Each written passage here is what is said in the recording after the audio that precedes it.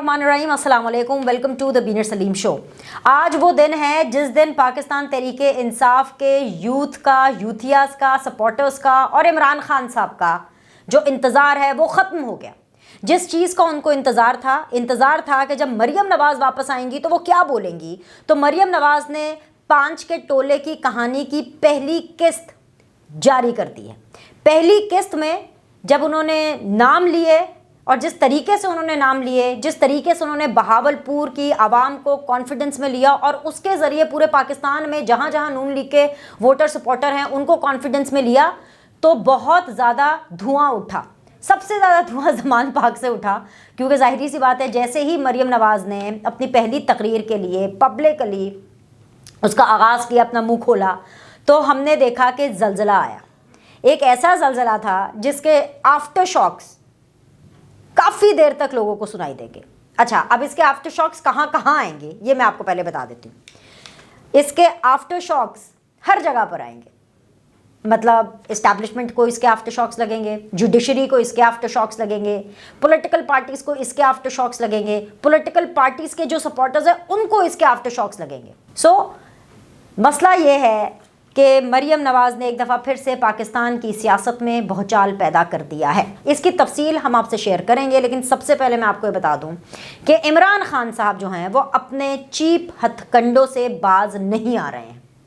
क्या वो चीपियाँ मार रहे हैं? मतलब अच्छा, पहले होता था बोंगियाँ मारते थे, ठीक है, इमेच्योर किस्म की मीडिया की अट्रैक्शन लेने की कोशिश करते थे, नार्सिसिस्ट हैं इसलिए मैं बहुत ज़्यादा करते हैं। अब अगर मैं ये कहूँ ना कि वो चीप बातें कर रहे हैं तो कुछ गलत नहीं होगा। आप कहेंगे अच्छा, अब क्या चीप बातें कर दी? भाई ये चीप बातें कर दी हैं कि जो खबरें चल रही हैं सोशल मीडिया पर, और इमरान खान क्योंकि एक नैरेटिव बनाने के माहिर हैं और बहुत तमगा इम्तियाज़ लेते हैं इसके अंदर कि भाई जो नैरेटिव मैं बनाता हूँ और जो नैरेटिव इमरान खान बनाता वो तो कोई नहीं बना सका, पाकिस्तान की तारीख में कोई नहीं बना सका। एक नैरेटिव वो ये बनाने की कोशिश कर रहे हैं कि आसिफ अली जरदारी एक कलअदम तंजीम के साथ मिल करके उनको कत्ल करने की साजिश में मुलव्विस हैं, और इसके लिए वो ये कह रहे हैं कि अगर आसिफ अली जरदारी ने मुझे हत्या की इज़्ज़त का दावा मेरे खिलाफ दायर भी कर दिया है तो कर दे, मैं तो अदालतों से ये पूछूंगा कि आसिफ अली जरदारी साहब की कोई इज़्ज़त भी है कि नहीं। वो इस तरह की बातें कर रहे हैं। ये तो एक वो बेवकूफ़ी कर ही रहे हैं, क्योंकि कोर्ट ऑफ लॉ में इमरान खान को शर्मिंदगी होगी, वो माफ़ी भी मांगेंगे, वो कोर्ट ऑफ लॉ के अंदर उनकी नाक की लकीरें भी निकलेंगी। अब वो अलग बात है कि वो परसेप्शन टीवी पर, मेन स्ट्रीम पर वो चाहे ना दे, लेकिन इमरान खान को इस मामले में मुंह की खानी पड़ेगी। लेकिन जो चीप हरकतें इमरान खान साहब कर रहे हैं ना, वो ये चीप हरकतें कर रहे हैं कि वो आके कह रहे हैं लोगों को, सहाफ़ियों से भी मिल रहे हैं, टेलीविजन के ऊपर भी बैठ के कह रहे हैं, अपने क्लोज नेटेड लोगों को बैठ के कह रहे हैं, लो पेशावर धमाके का मेरे से क्या ताल्लुक, खैबर पख्तूनख्वा के अंदर जो सूरत हाल है उसके अंदर मैं कैसे जिम्मेदार हो सकता हूँ। वो ये तासुर बिल्ड करने की कोशिश कर रहे हैं और वो चाहते हैं कि ये तासुर जाए कि भाई ये भी जो अटैक है ये इंतखाबात को रोकने के लिए या उनको डिले करने के लिए किया जा रहा है, और ये प्लांटेड और प्लान्ड किस्म का हमला है। अब मुझे बताएं, इससे चीप बात कोई और हो सकती है कि नहीं हो सकती? क्योंकि मुल्क के एक हिस्से में खून बह रहा है, लोग मर रहे हैं, लाशें गिरी हैं, लोगों के घर बर्बाद हुए हैं, लेकिन ज़मान पाक में बैठे इमरान खान साहब कौम के बच्चों को ये कह रहे हैं कि जी क्योंकि मुझे गिरफ्तार कर लिया जाएगा, लेकिन वैसे तो मुझे गिरफ्तारी से कोई डर नहीं लगता, मुझे जेल जाने से भी कोई डर नहीं लगता, लेकिन वो रोज़ बनी गाला के बाहर आकर के शिफ्ट वाइज, आधे लोग दिन में बाकी लोग रात में म्यूज़िक लगाते हैं, हल्ला गुल्ला करते हैं, पार्टी करते हैं ज़मान पाक में, इमरान खान साहब के घर के बाहर पहरा देते हैं, नाच नाच के पार्टी मोड में पहरा देते हैं, सेलिब्रेशन करते हैं। ऐसे टाइम पर जब जिस सूबे में, जिस शहर में, पेशावर में, खैबर पख्तूनख्वा में, जहां पर 9 साल खैबर पख्तूनख्वा के अंदर इमरान खान ने, पीटीआई ने हुकूमत की है, वहां पर 100 घर, 100 फैमिलीज रो रही हैं, उससे भी कहीं ज्यादा, क्योंकि 100 तो सिर्फ शहीद है ना, जो जख्मी है। पूरा शहर, पूरा सूबा एक सोग में है, लेकिन पंजाब में बैठे जो इमरान खान साहब है वो ज़मान पाक में सिक्योरिटी के नाम के ऊपर अपने सपोर्टर्स से, अपने यूथिया से सेलिब्रेशन करा रहे हैं। क्या ये चीप हरकत नहीं है? क्या ये चीप हरकत नहीं है कि इतने बड़े वाकये को वो एक जानबूझकर किया गया वाकया, एक जानबूझकर की गई साजिश कह रहे हैं, जिसके ताने बाने वो इस मौजूदा हुकूमत और एस्टैब्लिशमेंट पर डाल रहे हैं? क्या यह चीप हरकत नहीं है कि जिस सूबे में आपकी हुकूमत रही हो वहां पर इतना बड़ा सानिया हो जाता है लेकिन उठकर जाने की हिम्मत नहीं है?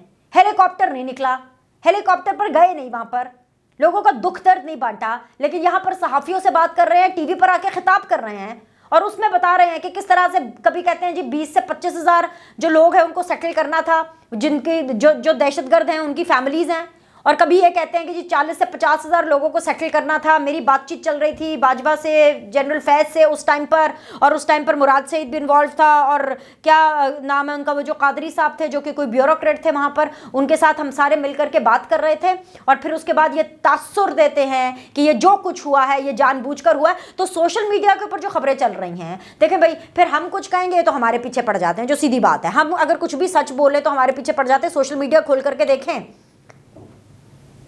ये एस्टैब्लिशमेंट के खिलाफ, फौज के खिलाफ, जनरल बाजवा साहब, जनरल फैज़ हमीद के कंधे पर बंदूक रख के, उनका नाम ले लेके, उनको मोहरा बना के ये मौजूदा जो एस्टैब्लिशमेंट है, जो मौजूदा आर्मी है, जो मौजूदा आर्मी चीफ है, उनको टारगेट करने की ये प्लानिंग कर रहे हैं इमरान खान साहब। ये मैं आपको बता रही हूँ, आप सोशल मीडिया खोल के देख लें।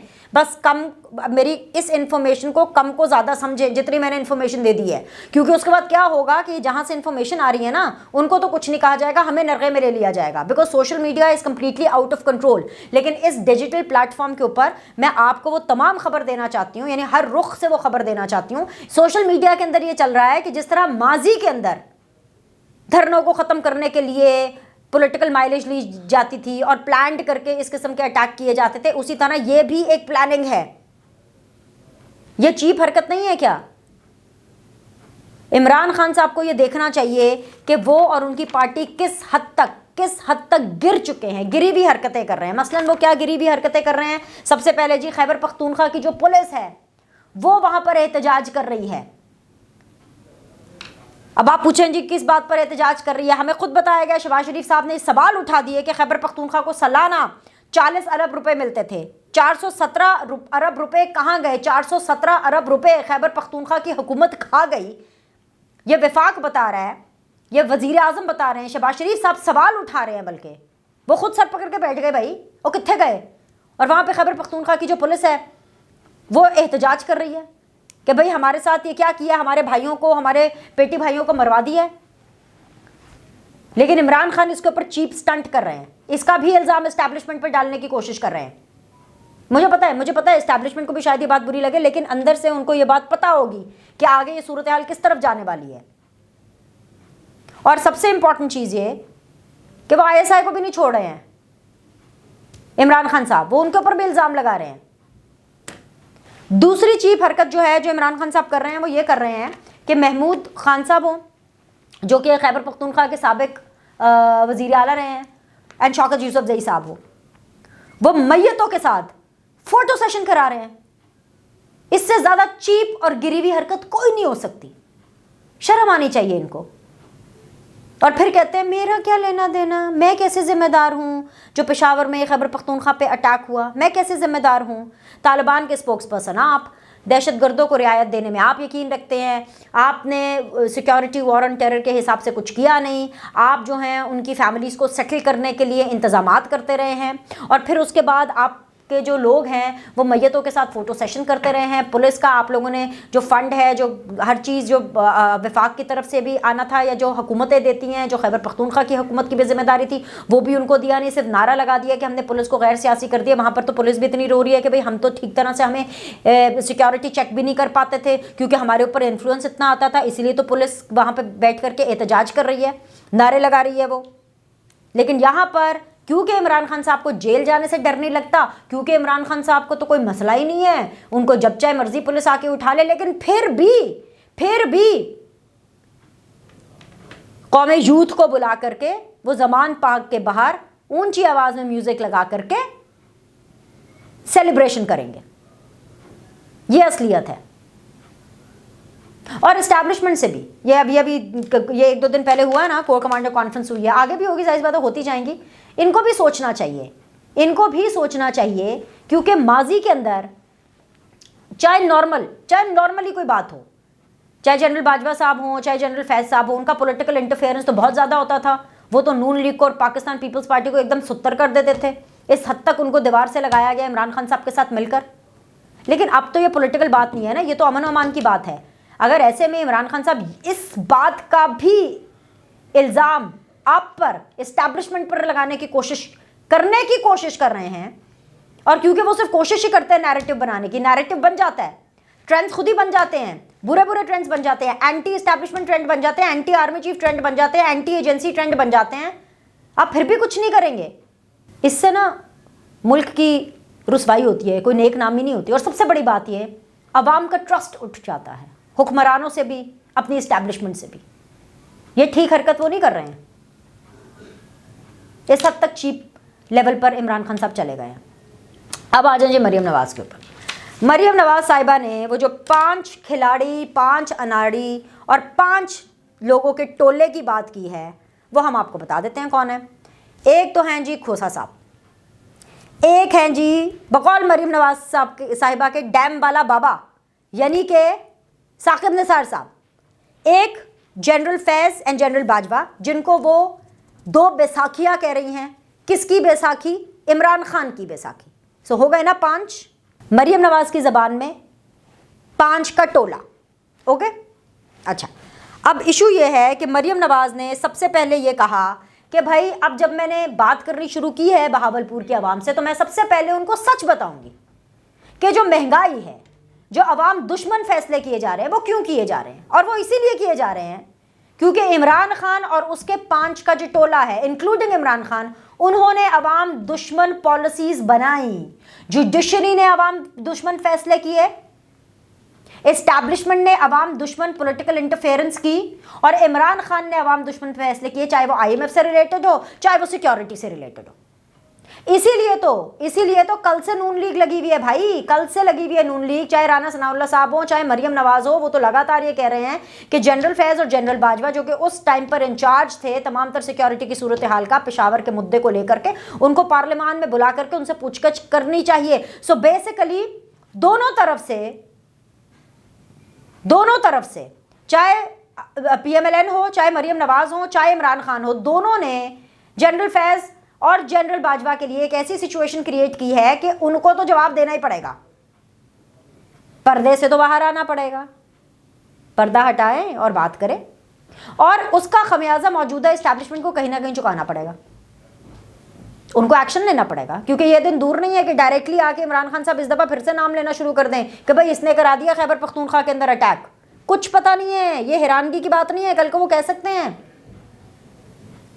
सो मरीम नवाज का जो खड़ाक हुआ है आज, उसने कहीं ना कहीं बहुत से लोगों की नींदें उड़ा दी हैं। क्योंकि जब उन्होंने खोसा साहब और डैम वाले बाबा की बात की तो जुडिशरी लड़ज उठी, झटके महसूस किए गए वहाँ पर भी जलजले के।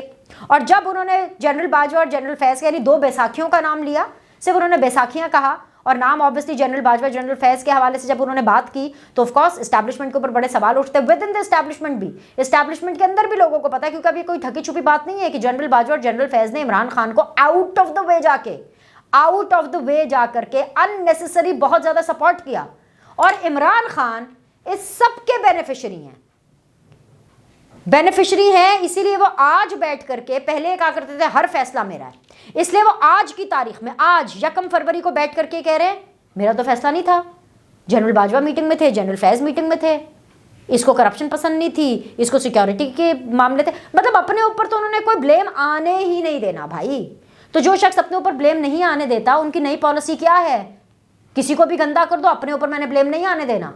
तो भाई बस सब अपना अपना बंदोबस्त कर लें, इसलिए क्योंकि मरीम नवाज़ साहिबा ने तस्वीरें भी दिखानी है, रिकॉर्डिंग्स भी होंगी, वो भी सुनवाएंगी, जो इन्होंने पाकिस्तान के साथ गलत करने की कोशिश की वो भी बताएंगी, जो नवाज शरीफ साहब के साथ गलत करने की कोशिश की वो भी बताएंगी।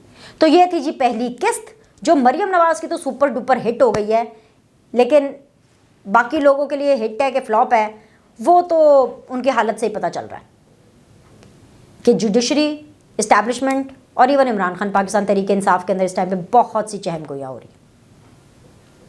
नून लीग के अंदर टूट फूट की आवाज़ें आ रही, इस खबर में किस हद तक सदाकत है, क्या सच्चाई है, सच है ये खबर, झूठ है, क्या है ये, और इमरान खान साहब आगे क्या प्लानिंग कर रहे हैं, इसके हवाले से हम अगली वीडियो में मिलते हैं। तो लाइक करें, सब्सक्राइब करें, अगले द बीनर सलीम शो में मुलाकात करें।